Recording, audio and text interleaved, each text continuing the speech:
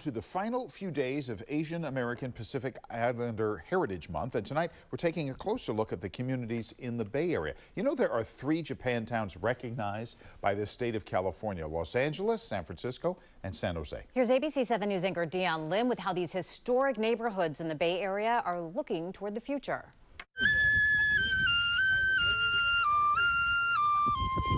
The notes of a flute and budding cherry blossoms signal not only springtime in San Francisco's Japantown, but a rebirth after an unprecedented pandemic pause. It was a ghost town. Everything was shut down. But for me, immediately what came to mind was that this is what Japantown must have looked like during the war. Today, the city's Japantown is the oldest and largest in the country. This past April, we saw more than 200,000 guests take to the streets as the Cherry Blossom Festival returned. Along with it, throngs of shoppers, even on a weekday afternoon.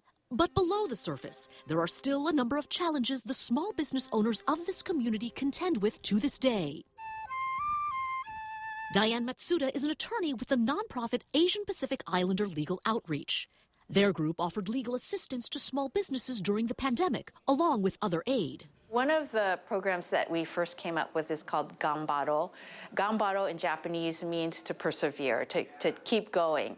And Gambaro was a program where we purchased gift certificates from various small businesses in Japantown, and we took those gift certificates and we distributed them to nonprofit organizations and to emergency responders. After the third generation owned Ben Kyoto Mochi Shop, which had been in operation for 116 years, closed last spring, Soko Hardware is the only remaining multi-generational legacy business left in Japantown.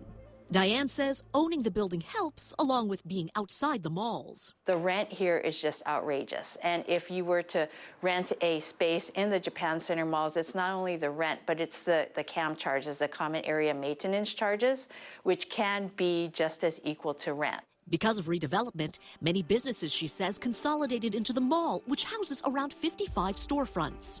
Linda Lum's love of her homewares and gift shop, Daikuku by Shiki, started nearly 30 years ago when she was an employee. As a mall tenant, Linda was at the mercy of management's operating plans. We were closed for 6 months. And has seen her share of turnover and changes. The coffee shop, we've been changed owner hand for 3 times already. I actually talked to a few of the owners. They said, they can't afford it because the rent is too high. She herself is up for a lease renewal in a few weeks, but isn't sure if she'll continue her labor of love. Working at the 7 days a week, no day off, no vacation, I feel like it. I can outside and find a better job with a better pay. It is kind of scary because at this point, I'm kind of on the border what to do. At the same time, Paul Osaki, executive director of the Japanese Cultural and Community Center of Northern California, or JCCCNC, sees a new crop of businesses springing up and how it's helping bring a new demographic to the neighborhood. For years, it was a lot of Japanese Americans that were down here, patronized the businesses, and then we had tourists, but we didn't have people hanging out. So I think in that way, Japantown is having a renaissance, which we needed.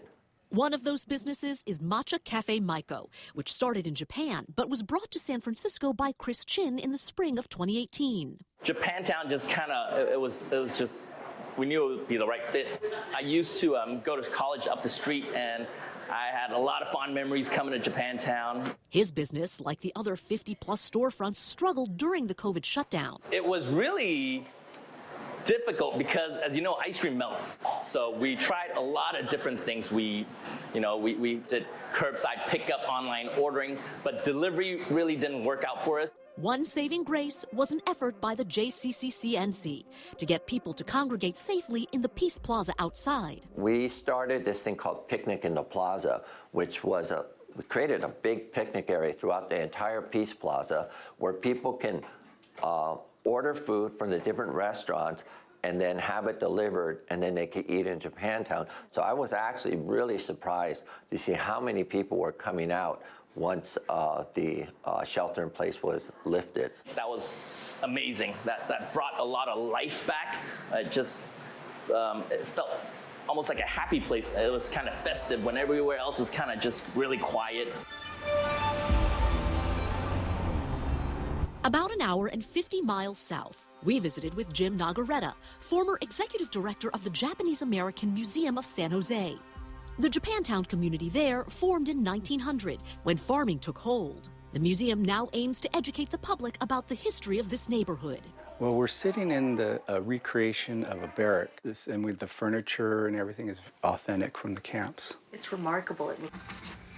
History is what Arlene Tatsuno Damron, owner of family-run Niche Bay Busan, a Japanese-American department store, says keeps customers engaged and coming back. We have been here since July 11th, 1948. And isn't something you can get elsewhere. I get to teach here. I get to be a docent here. I get to share history, right? Especially internment history, because shockingly, not a lot of people know about it. I asked Jim how this Japantown differs from the two other remaining ones, San Francisco in particular. We're very fortunate. We don't have many corporate businesses, just the grocery store and the bank. Otherwise, it's all mom and pop stores. So we've been very, very fortunate to be. We like this pace. It's a slower pace. This community doesn't have a central gathering place like San Francisco's Peace Plaza, but small businesses have adapted in other creative ways. Directly behind us is Roy's coffee shop, which used to be, formerly was a gas station and was converted to a coffee shop. And now the third generation of the owners is operating it. With no mega mall, rents aren't as steep. Jim says occupancy is nearly at 100%, and nearly all of their businesses, with the exception of shop owners who retired, managed to return post-pandemic. Shuedo Confectionery Shop has been in operation since 1953. Tom and Judy Kamamaru took over the business when the previous owners retired in the 1980s. Making green tea, mochi, green tea on the outside, the azuki beans on the inside. Every day, the couple painstakingly make each signature mochi by hand. Christmas, New Year's time, we make, for that day, we might make about 4,000.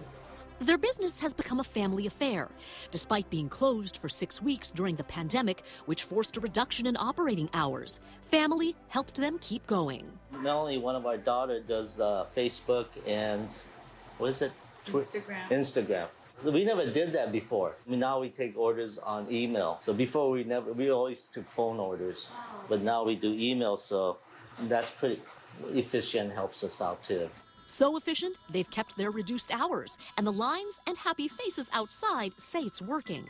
Similar to San Francisco, there's an emphasis on attracting a new generation to the historic district through scholarships and something called the NCI, or Nikkei Community Interns Program. And all three Japantowns have these interns over the summer. A lot of them are college age, so they'll go off to college, and we hope that once they're done that they'll come back to the community and participate on whatever level. It could be just a volunteer, but we hope that they'll take leadership positions within the community. Just one block away, an example of that very concept at Zonky Plant Theory. We grew up in this area and we wanted to see it grow and be something special for the city of San Jose. So we know that it's not going to happen unless the right people are involved. In these communities, both San Francisco and San Jose, despite the challenges of the pandemic, they have stood tall, kept their heritage alive through creative initiatives and community, and both look forward to building a brighter future. Dion Lim, ABC 7 News. Now